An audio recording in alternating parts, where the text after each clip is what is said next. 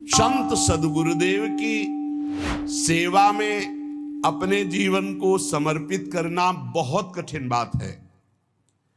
संत सेवा कोई खिलवाड़ नहीं है। भगवत सेवा कर सकते हो लेकिन संत सेवा नहीं कर सकते। बहुत कठिन है संत सेवा। श्री श्यामानंद जी के परम प्रिय शिष्य श्री रसिक मुरारी जी थे। हृदयानंद जी के शिष्य श्री श्यामानंद जी, उनके शिष्य श्री रसिक मुरारी जी। गुरुदेव ने जो मंत्र और नाम दिया, इसका जो निरंतर जप करते महाबलशाली हो जाते हैं। श्यामानंद जी ने जो भजन पद्धति बताई, जो मंत्र बताया, जो नाम बताया, लग गए रात दिन उसी में रसिक मुरारी जी तो गुरु प्रदत्त भजन से महाबलवान हो गए।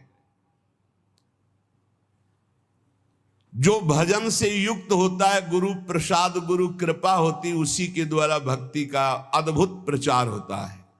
उस समय लुप्त हो चुकी थी भक्ति मानो, तो श्री गुरु की कृपा एवं गुरु प्रदत्त भजन के बल से संत सेवा, भगवत यश गायन और भक्ति का अद्भुत प्रताप श्री रसिक मुरारी जी ने प्रकट किया। रसिक मुरारी जी भजन बल गुरुदेव का प्राप्त किया। फिर एक दिन गुरुदेव से पूछा, हरि कैसे प्रसन्न होते हैं? तो उनका साधु सेवा से।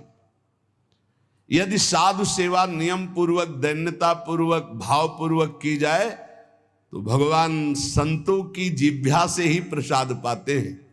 स्वाद ले लेकर संतों की जिह्वा से पाते हैं। संतों का चरणामृत उतारा जाए, संतों की आरती की जाए, संतों को प्रसाद पवाया जाए तो भगवान बहुत जल्दी प्रसन्न हो जाते हैं। गुरु आज्ञा श्री रसिक मुरारी जी ने संत सेवा का बड़ा ही विस्तार किया। रोज संतों का निमंत्रण। और आपको बताए, धनी बनना हो तो बिल्कुल सरल उपाय है, अकाट्य उपाय है। धनी सब बनना चाहते लेकिन पाप करके बनना चाहते, अधर्म करके बनना चाहते, दूसरों को लूट करके। हाँ, बोले शॉर्टकट से, तो शॉर्टकट से ऐसा मरोगे कि फिर निकलने को नहीं मिलेगा इस माया समुद्र से। ध्यान रखना, ये जो सोचते हैं ना बहुत जल्दी धनी बन जाने के लिए, एक उपाय है, बहुत जल्दी कृपा हो जाएगी, बहुत जल्दी धनी बन जाओगे। क्या? संतों की सेवा शुरू कर दो। रसिक मुरारी जी ने गुरु आज्ञा का पालन, संत सेवा करनी। पर संत सेवा का बहुत कठिन व्रत है, बहुत कठिन व्रत है, क्योंकि अलग अलग स्वभाव के संत, अलग अलग भाव के संत। ध्यान से सुना जाए, संत सेवी भाव रखने वाले उपासक। आपकी एक विलक्षण भावना थी, सब संतों का चरणोदक उतारते। ये भी ध्यान रखना चाहिए कि उसमें ये नहीं देखना चाहिए कि इनके पैर गंदे हैं, इनमें क्या लगा हुआ। नहीं, जब चरणोदक उतार रहे हैं तो सबके, भले कुष्ठ क्यों ना हो, उनके चरणों में लीला हो सकती है, वही भगवान हो सकते हैं। ध्यान रखना, जब चरण धोने के लिए संतों के बैठते हो आप लोग, तो उन्हीं में से ऐसे आ सकते हैं घृणित वेश धारण करके कि जिनको छूना भी अच्छा नहीं लगेगा। बहुत चाव भाव से उनके चरण धो। ये मत सोचो कि इनके पैर कैसे घृणित है, घाव है, क्या है, ऐसा नहीं। बिल्कुल सावधान। लीला कर सकते हैं, हरि हैं, बड़े लीला बिहारी हैं। रसिक मुरारी जी के धन क्या था?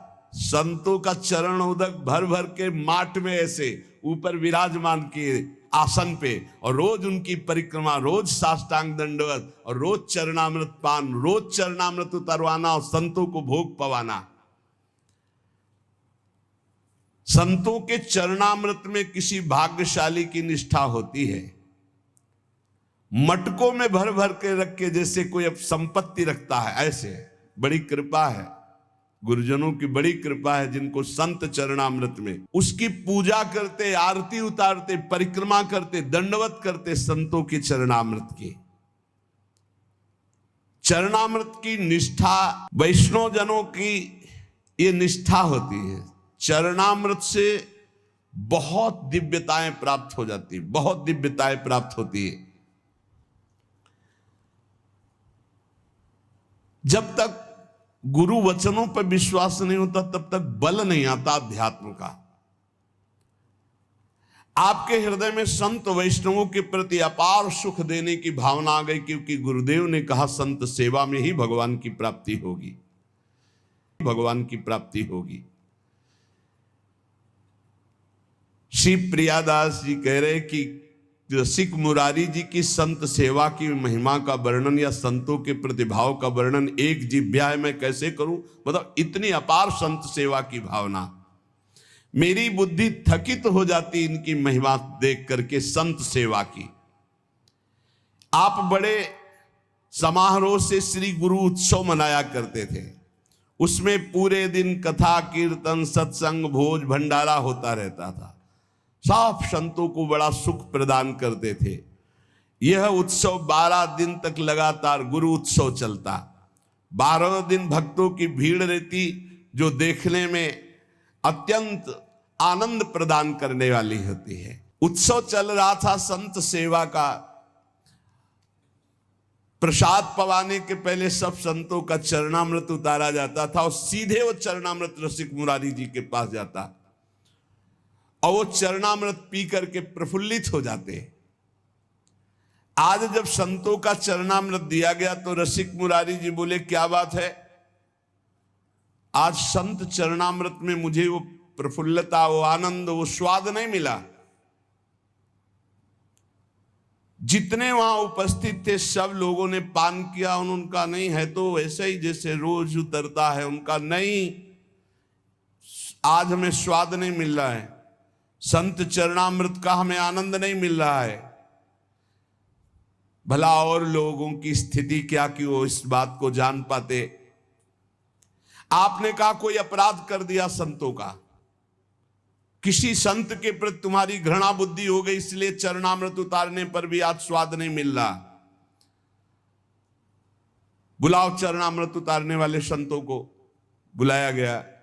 किसी संत के प्रति कोई अपराध, तो उनका एक संत आए थे, कोढ़ी कुष्ठ था उनके शरीर में, पैरों में भी, तो उनका चरणामृत नहीं धोया और उनको हटा दिया। अरे इसीलिए ये अपराध समस्त संतों के चरणामृत का प्रभाव छीन कर दिया, वो स्वाद नहीं।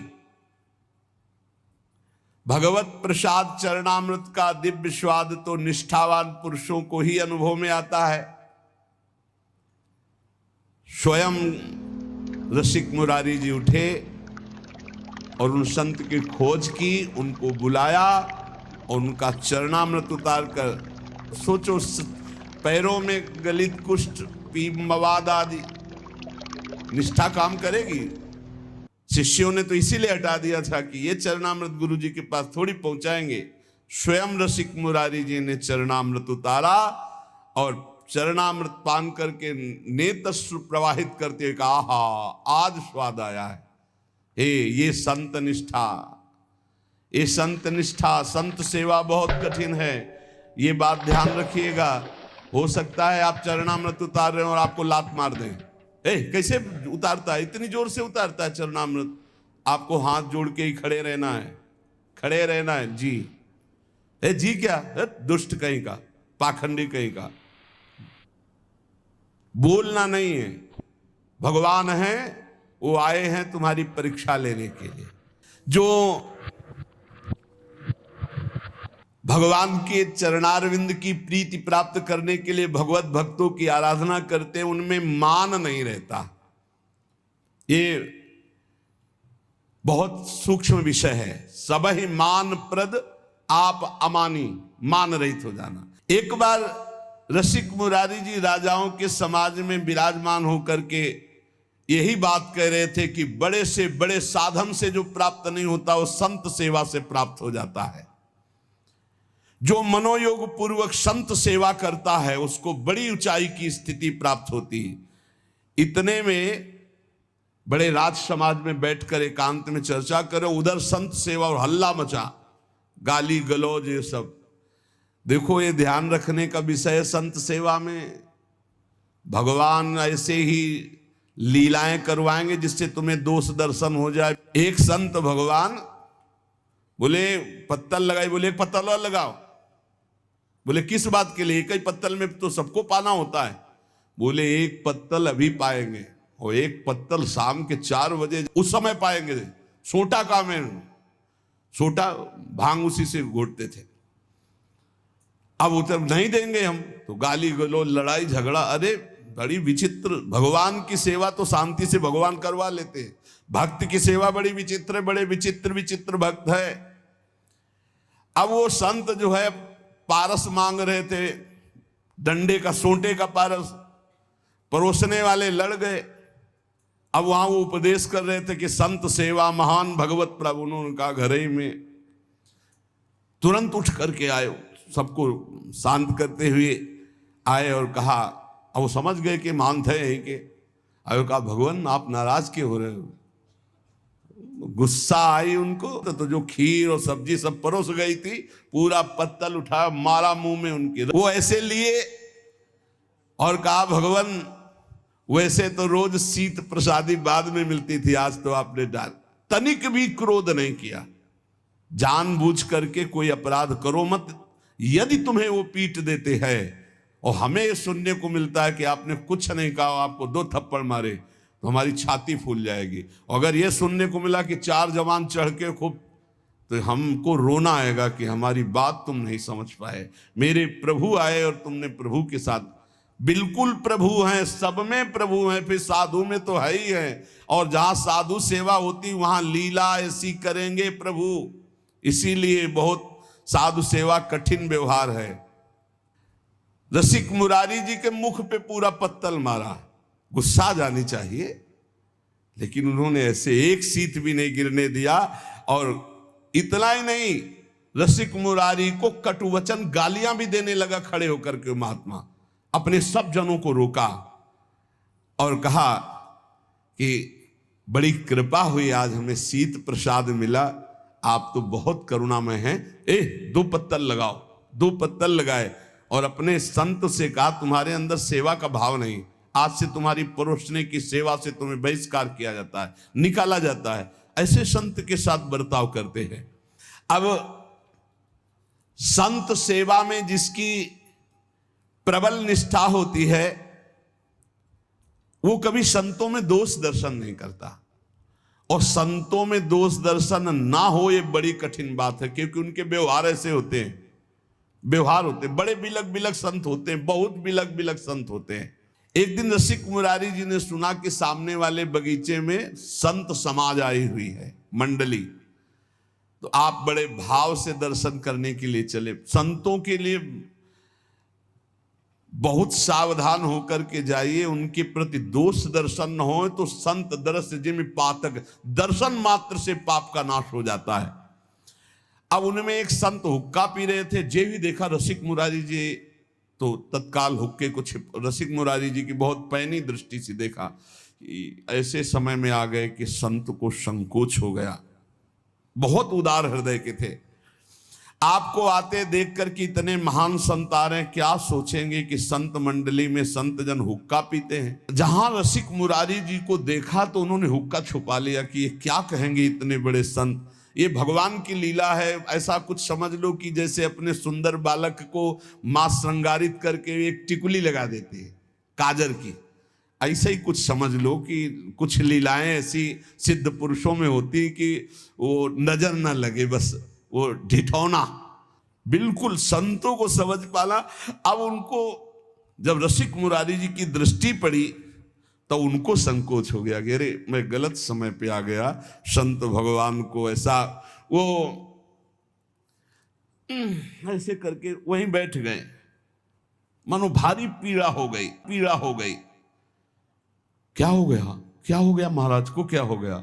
रसिक मुरारी जी ने कहा बहुत पेट में दर्द हो गया, महाराज तुरंत औषधि की व्यवस्था की जाए, कुछ न को। बोले नहीं, मेरी एक औषधि है, अगर पीने को मिल जाए तो ठीक हो जाएगा पेट। तो जो संत छुपाए थे ना, तो उनका महाराज, हाँ, बोले लाओ लाओ। और ऐसे करके मानो बहुत मुंह में एक भी नहीं, बस ऐसे पी रहे। आहा, देखो संत कृपा से, संत प्रसादी ने हमारा पेट दर्द ठीक कर। ये देखो कि कहीं संत को संकोच हो गया तो ये अपराध न बन जाएगा। नहीं नहीं, इतने निर्मल हृदय के कि तुरंत पेट पकड़ के बैठ के, दर्द हो रहा है और हुक्का दिया, पिया नहीं, वो पीले का ऐसे लीला की कि हाँ, नाटक किया कि हाँ, और बोले हाँ अब ठीक हो गया पेट। अब उन संत का संकोच चला गया कि ये भी तो पीले है, तो अब संकोच क्या करना। बहुत विचित्र, बहुत विचित्र साधु सेवा में, क्योंकि उनके ऐसे विचित्र कोटि के आचरण होते हैं कि संशय हो जाएगा कि ऐसा कैसे हो सकता है, ऐसा कैसे हो सकता है। और वो अंदर से सच्ची मानिए बिल्कुल निर्लेप है, कहीं कोई आसक्ति नहीं, कहीं कोई दोष नहीं, पर बाहरी कुछ ऐसी लीलाएं होती। तो रसिक मुरारी जी ने भी वो लीला करके उन संत का संकोच दूर किया। एक बात यहां स्मरण रखनी चाहिए कि रसिक मुरारी जैसे धर्म धुरंधर, भगवत लीला में डूबे हुए संत सेवी, इसीलिए कहा कि ये धूम्रपान शास्त्र निषिद्ध है। रसिक मुरारी जी ने बिल्कुल पान नहीं किया था, केवल उनकी लीला थी उनको दूर संकोच करने के लिए। इसलिए कोई साधक इसका अनुकरण न करे, साधक अनुकरण न करे। तो ये व्यसन भैया सिद्धों के पच सकते हैं, साधक इसमें ना फंसे। साधक समस्त व्यसनों से मुक्त होकर ही भगवत आराधना में जाता है।